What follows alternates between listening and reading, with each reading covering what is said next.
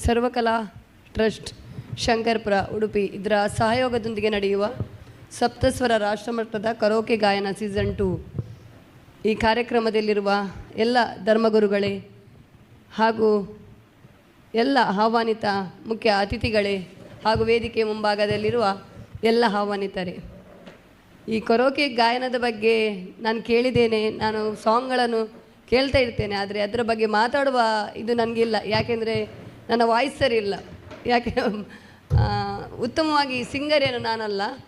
ಆದರೆ ನೀಮಾ ಮತ್ತು Lobo sir, Joseph Lobo sir ನನ್ನನ್ನು ಆತ್ಮೀಯವಾಗಿ ಇವತ್ತು ಕರೆದು ನಮ್ಮನ್ನು 4 ಜನವನ್ನು ಇಲ್ಲಿ ಸನ್ಮಾನಿಸಿದ್ದಾರೆ.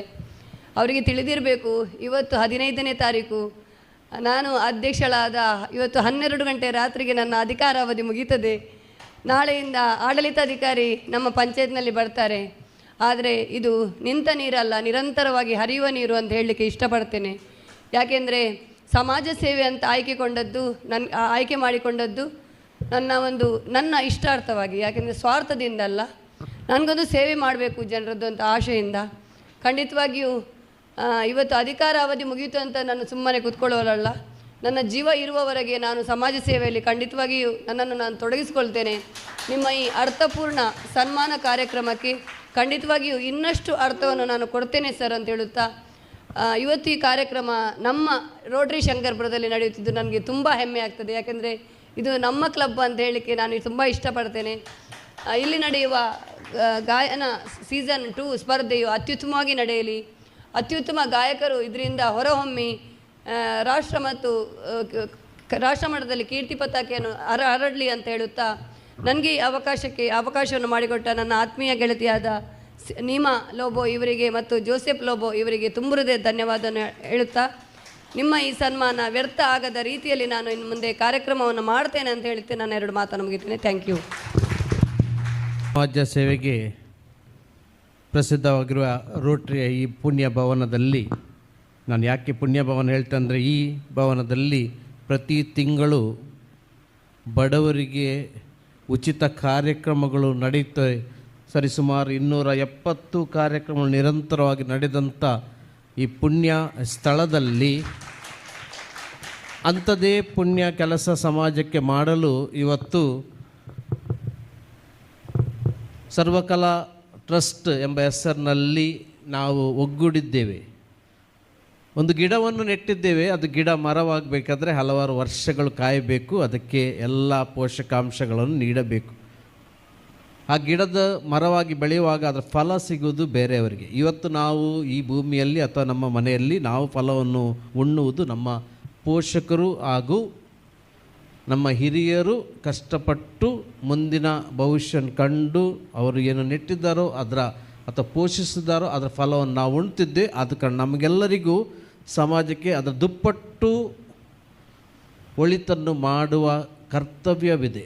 ಆ ದಿಶೆಯಲ್ಲಿ ಇಲ್ಲಿ ಸಪ್ತಸ್ವರ ಕರೋಕೆ ಸೀಸನ್ 2 ಗಾಯನ ಮತ್ತು ಸರ್ವಕಲಾ ಟ್ರಸ್ಟ್ ಆರಂಭಗೊಳ್ಳುವಾಗ ಒಂದು ಉತ್ತಮ ಹೆಜ್ಜೆನಿಡ್ತದೆ. ಈ ಸಮಾರಂಭಕ್ಕೆ ನಮ್ಮೊಂದಿಗೆ ಇದ್ದಾರೆ ಈ ಊರಿನ ಮಹನೀಯರು, ವೇದಿಕೆಯಲ್ಲಿದ್ದಾರೆ ಧರ್ಮದರ್ಶಿಗಳು, ಅಂತೆ ಖತೀಬರು ಹಾಗೂ ನಮ್ಮ ಹಿನ್ನಂಜೆ ಪಂಚಾಯತ್ನ ಅಧ್ಯಕ್ಷರು ಹಾಗೂ ಈ ಟ್ರಸ್ಟ್ನ ಹಾಗೂ ಊರಿನ ಮಹನೀಯರು, ವೇದಿಕೆ ಮುಂಭಾಗದಲ್ಲಿ ಮಹಾನೀಯರೆಲ್ಲರಿಗೆ ಇವತ್ತಿನ ದಿನದ ಶುಭಾಶಯ ಕೋರುವಾಗ, ನಾನು ದೇವರ ಆಶೀರ್ವಾದಗಳನ್ನು ಒಳಿತು ಮಾಡುವುದು ಅದು ನಮ್ಮ ಕರ್ತವ್ಯ. ಒಳಿತು ಮಾಡಲೇಬೇಕು ನಾವು. ಅದ ಕಾರಣ ಆ ದಿಶೆಯಲ್ಲಿ ಎಲ್ಲೋ ಆಗಲಿ ಎಂದು ನಾನು ಆಶಿಸ್ತೇನೆ. ಅಂತೆಯೇ ಕಲಾವಿದರನ್ನು ಹಾಗೂ ಊರಿನ ಗಣ್ಯರನ್ನು ನೀವು ಅಭಿನಂದಿಸ್ತೀರಿ. ಒಳ್ಳೆಯ ಕೆಲಸ ಸನ್ಮಾನ ಮಾಡಿದ್ದೀರಿ. ಹಿರಿಯರಾದ ಜೂಲಿಯನ್ ದಾಂತಿಯರು, ಹಾಗೂ ಕಿರಿಯರಾದ ನಮ್ಮ ಜಿಯಾ, ಅಂತೆ ಮಾಲಿನಿ ಮೇಡಮ್ ಹಾಗೂ ಮಂಜೂರವರನ್ನು ನೀವು ಸನ್ಮಾನಿಸಿದ್ರಿ. ಸನ್ಮಾನ ಪಡೆದವರ ಜವಾಬ್ದಾರಿ ಹೆಚ್ಚಿದೆ.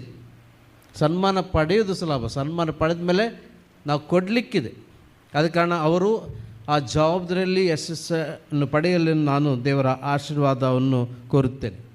ಮಾಲಿನಿ ಮೇಡಮ್ರವರು ಒಂದು ಅತ್ಯುತ್ತಮ ಮಾತನ್ನು ಆಡಿದರು. ಅವ್ರು ಯಾವಾಗಲೂ ಸೇವೆಯನ್ನು ಕೊಡ್ತಾರೆ, ನಮಗೆ ಊರಿನವರಿಗೆ ತಿಳಿದಿದೆ. ಆದರೆ ಅವರು ಮಾತಲ್ಲಿ ಹೇಳುವಾಗ ನಾನು ಮುಂದುವರಿಸ್ತಾ ಹೇಳ್ತೇನೆ. ಮೇಡಮ್ ಹಾಗೂ ಪ್ರೀತಿಯ ಜನರೇ, ನಾನು ನಂಬುವ ತತ್ವ ಇದು. ಸೇವೆ ಮಾಡಲಿಕ್ಕೆ ಅಧಿಕಾರದ ಅವಶ್ಯಕತೆ ಇಲ್ಲ. ಪ್ರೀತಿ ಇದ್ದರೆ ನಾವು ಸೇವೆ ಮಾಡ್ತೀವಿ. ಮನೆಯಲ್ಲಿ ನಾವು ಸೇವೆ ಮಾಡುವಾಗ ನಮ್ಗೆ ಯಾವ ಅಧಿಕಾರವೂ ಬೇಡ.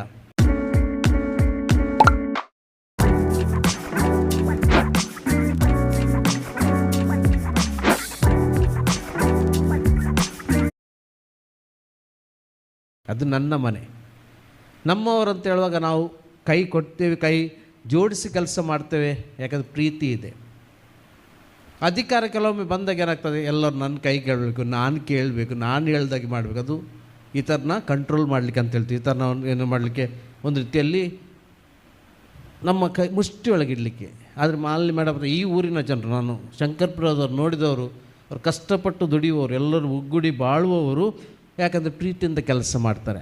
ಈ ಸಂಸ್ಥೆ ಕೂಡ ಅದೇ ಪ್ರೀತಿಯಿಂದ ಎಲ್ಲರ ಸಹಕಾರದೊಂದಿಗೆ ಬೆಳೆಯಲಿ, ಹಾಗೂ ನಾವು ವೃದ್ಧಿಗೊಳ್ಳುವಾಗ ಇತರರಿಗೂ ಅದರ ಉಪಯೋಗ ಸಿಗುವಂತಾಗಲಿ ಎಂದು ನಾನು ಆಶಿಸ್ತಾ ನನ್ನ ಮಾತುಗಳಿಗೆ ಇತಿಶ್ರೀ ಆಡುತ್ತೇನೆ. ಅಂತೆಯೇ ನಮ್ಮೊಂದಿಗಿದ್ದಾರೆ ನಮ್ಮ ನಾಡಿನ, ನಮ್ಮ ಕರ್ನಾಟಕ ಕರುನಾಡಿನ ಕಲಾವಿದರು ಲಯ ಕೋಕಿಲ ಅವರು ನಿಮ್ಮೊಂದಿಗಿದ್ದಾರೆ. ನೋಡುವಾಗಲೇ ಗೊತ್ತಾಗ್ತಾರೆ ಯಾರಂತ. ಹೌದು, ನೀವು ನಗಲಿ ಬಂತು. ಯಾಕಂದರೆ ಅವ್ರ ತಮ್ಮ ಕೂಡ ಎಲ್ಲರನ್ನು ನಗಿಸೋ ಸಾಧು ಕೋಕಿಲರವ್ರ ತಮ್ಮ ನಿಮ್ಗೆ ಗೊತ್ತು, ಅವ್ರು ನಮಗೆಲ್ಲರಿಗೂ ಪರಿಚಿತರು. ಅವರು ನಿಮ್ಮೊಂದಿಗಿದ್ದಾರೆ. ಹಾಗೂ ಹಲವಾರು ಕಲಾವಿದರು ಈ ವೇದಿಕೆಯನ್ನು ಬಂದು ಇವತ್ತು ಈ ಟ್ರಸ್ಟಿಗೆ ಒಂದು ಸೊಬಗನ್ನು ನೀಡುವವರಿದ್ದಾರೆ. ಎಲ್ಲರಿಗೂ ನಾನು ಶುಭ ಹಾರೈಸ್ತಾನ. ಇವತ್ತು ಮಹಾಶಿವರಾತ್ರಿ, ಎಲ್ಲರಿಗೆ ಭಕ್ತರಿಗೆ ದೇವರು ಹರಸಲೆಂದು ಆಶಿಸ್ತಾ, ದೇವರು ಒಳ್ಳೆಯದು ಮಾಡಿದ್ದಾರೆ, ಮಾಡುತ್ತಾರೆ. ಆ ನಂಬಿಕೆಯೊಂದಿಗೆ ನಾವೆಲ್ಲರೂ ಮುನ್ನಡೆಯೋಣ.